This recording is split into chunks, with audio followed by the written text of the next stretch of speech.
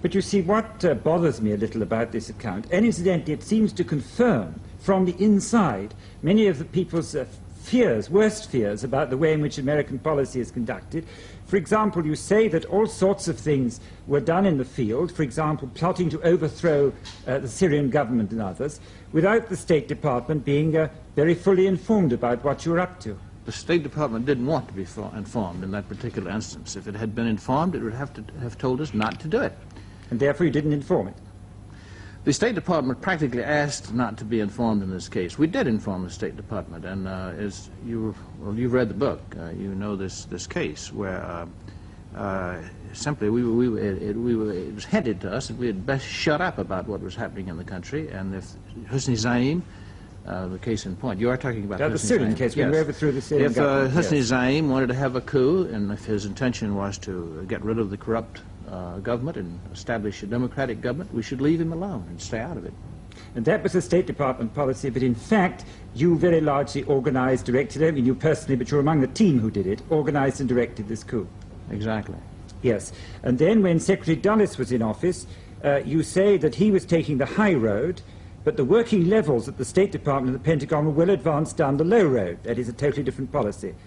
Carrying on subsidiary policies almost totally inconsistent with the secretaries.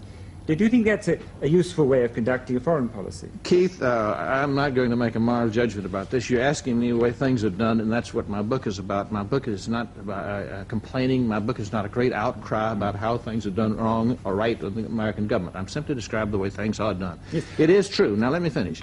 It is true that in many cases we would sit around in our attics of the State Department and we would have long discussions. Our government does not interfere in the internal affairs of a sovereign nation, and we meant that from the bottom of our hearts. And then we'd say, but in this is one case where we have to, and so we would have to try to decide how to do what it was we said was against our policy to do. And we did, in fact, interfere in the internal affairs of many sovereign nations. I must say we don't do it anymore. I mean, but there was a time. I'm not asking you, see, to make a moral judgment about this. What I'm saying is that, looking over the period that you've reviewed in your book, do you think that this was a useful and successful way of conducting foreign policy, or not? Do you think, in fact, this gaming business worked out and paid off? Well, now, there are two parts to the gaming business. One part is the main purpose of war games, peace games, business games, any of those games, is simply to predict what everyone else will do. In that regard, games have been very, very satisfactory. The other part of the game is actually to play it by making moves so as to bring about the outcome that you want. Now, in that, I would say that we've had successes and we've had failures. I would say that on balance, our government has, since the Cuban incident, our government has just about eliminated this sort of thing. I think, I have no way of knowing. I'm not in our government anymore.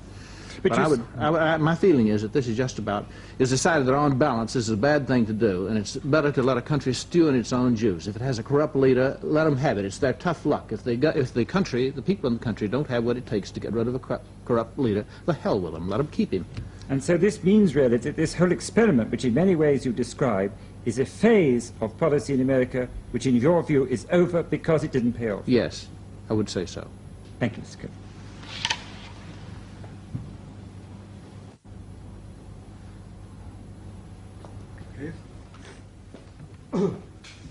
It went fantastically fast.